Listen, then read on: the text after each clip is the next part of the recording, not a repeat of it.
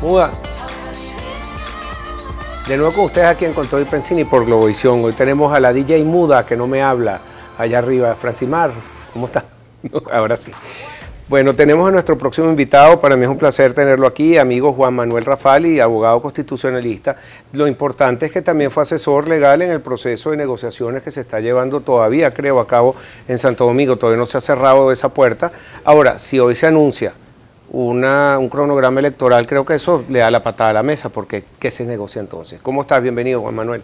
Hola, Pedro, gracias por invitarme. De nuevo, un placer estar acá, y además en un momento tan complejo, ¿no? Tan complicado para el país y para los venezolanos, que ahora se nos ha sometido en medio de la crisis a esta especie de loca carrera contra el destino, con unas elecciones apresuradas y a destiempo, ¿no? Porque yo quiero ser muy claro, cuando la oposición en Venezuela pedía elecciones ya,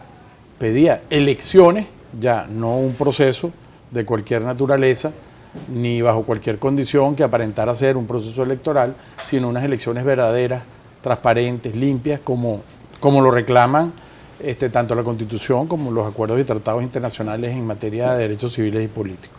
Entonces es un momento complejo y, en efecto, el tema de República Dominicana todavía no se ha cerrado.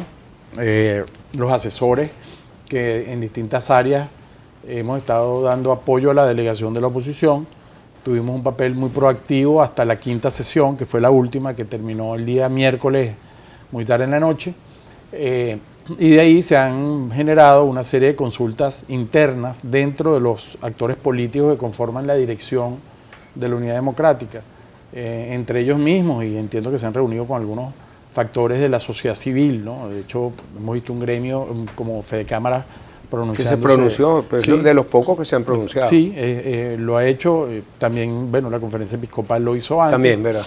En todo caso, son consultas, la inmensa mayoría de ellos intramuros, y ahí están, pues tratando de seguir en la lucha por unas condiciones electorales que permitan al pueblo venezolano, tanto el que está en Venezuela como el que está en el exterior, manifestarse a través del voto, que es el arma de los hombres libres y la gran conquista de la humanidad para dirimir sus controversias. Claro. Bueno, en el video que pusimos, que esto viene de la AFP, una noticia que siempre hacen lo más equilibrado que se pueda, bueno, serían las palabras del presidente de la República diciendo que estaba casi listo, que estaban listos para firmar el acuerdo de la oposición, pero que no lo iban a firmar, quiere decir que no estaban de acuerdo.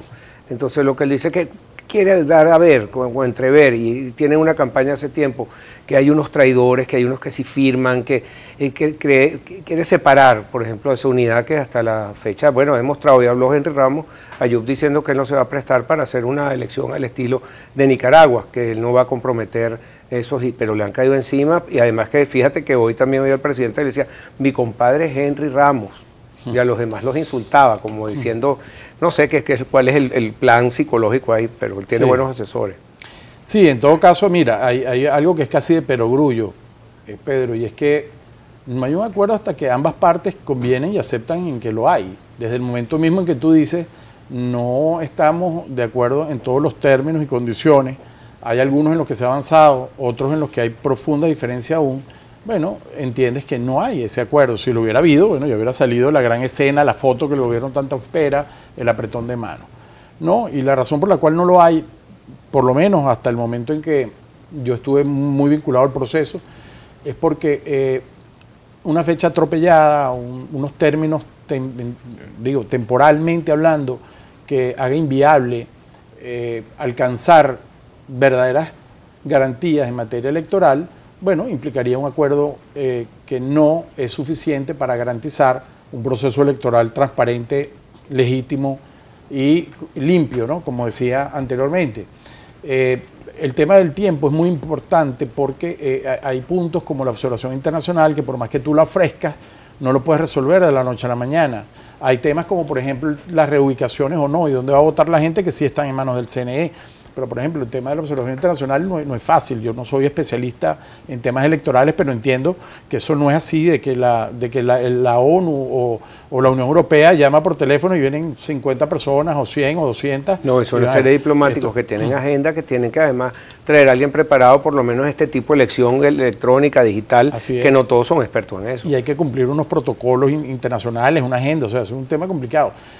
Otro tema que por supuesto también estaría muy atado al asunto de las fechas y de la razonabilidad del cronograma, bueno, el derecho de los venezolanos en el exterior a votar.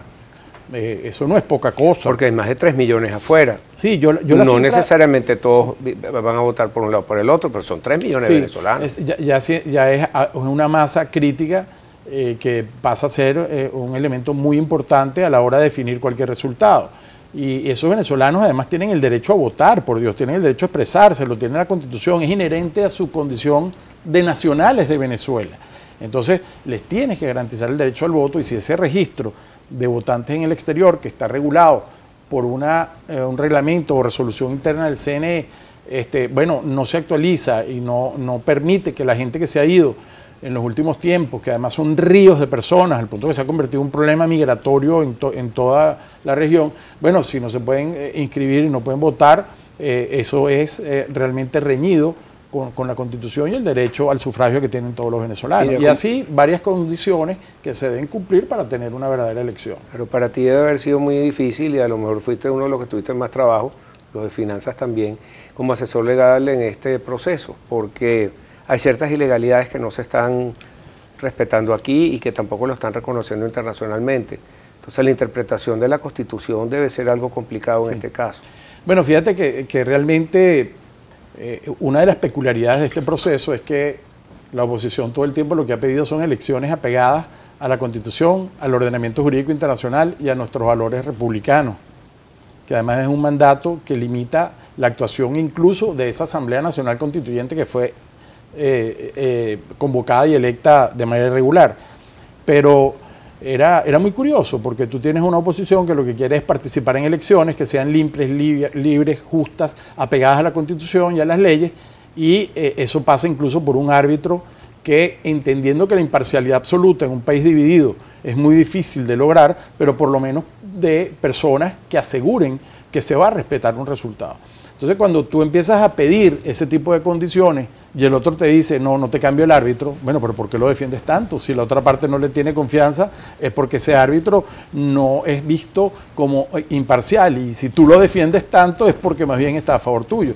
Cuando empiezas a limitar el derecho a participación política de partidos que tienen un peso extraordinario dentro de la oposición venezolana, partidos que son de los más jóvenes y más vigorosos, cuando tú inhabilitas tarjetas, la tarjeta más votada, inhabilitas además líderes de la oposición, tú dices, bueno, pero a nivel internacional, una de las grandes valías que ha tenido este encuentro de gobierno y oposición con facilitación internacional es que han quedado todas las cartas sobre la mesa. Y yo soy de los que piensan que este esfuerzo había que hacerlo. Está realmente en un punto muy comprometido. Ojalá, y en este último intento que se han ido tan comprometido que si se anuncia un cronograma, creo que ya se acaba esa negociación. Sí, ¿o qué? yo tengo la impresión de que el CNE no va a anunciar la fecha exacta hasta tanto no haya, digamos, un resultado definitivo allá en Dominicana con los negociadores que entiendo estaban viajando, ¿no? O están por viajar. Y básicamente es porque tú no puedes limitar ese proceso anticipando una fecha antes de que ese elemento que es crucial se discuta no allá. Yo creo que se están dando los últimos intentos por alcanzar condiciones electorales que permitan esas condiciones libres y justas, transparentes, pero obviamente la situación es muy difícil y es muy compleja. Sí. Y lo que esperamos es que los líderes de oposición, que son los que tienen en este momento la pelota en los pies, porque los asesores, como te digo, llegamos hasta el jueves pasado, después de sus consultas internas, asuman una posición única, que vayan todos bajo la misma idea, participar o no, pero juntos. Eso es clave. Y yo creo que si la oposición toma el camino, digamos, de no participar y uno o varios candidatos a lo mejor decide hacerlo por su cuenta, caramba, yo quiero imaginarme lo que podrá hacer esa campaña electoral cómo vas a entusiasmar a la gente para que salga a votar, cómo te vas a conectar con tu electorado y qué tipo de campaña puedes tener. Y después los resultados de los comicios. ¿Qué garantía puedes tener tú que sea transparente? Exacto, tienes que vender tu valía como candidato, entusiasmar a la gente a votar y convencer efectivamente que el proceso da garantías de que se respeten los resultados. Entonces es una tarea muy complicada y como te digo, creo que sea participar o no participar, que yo siempre he estado en favor de la participación electoral, pero siempre que hayan condiciones para ello, bueno, al final tiene que ser una decisión unitaria. Ok, al regreso, Juan Manuel, porque tenemos que ir a una pausa, por favor, quería preguntarte de lo que puedes, porque sé que todas estas discusiones son confidenciales, pero se cuelan las cosas. Tenemos entendido que por parte del gobierno han sido muy tercos en 2 o 3 puntos y lo que pueden perder o ganar cada una de las partes en esta negociación, que parece que no le hicieran nada de caso porque no se ofrece nada.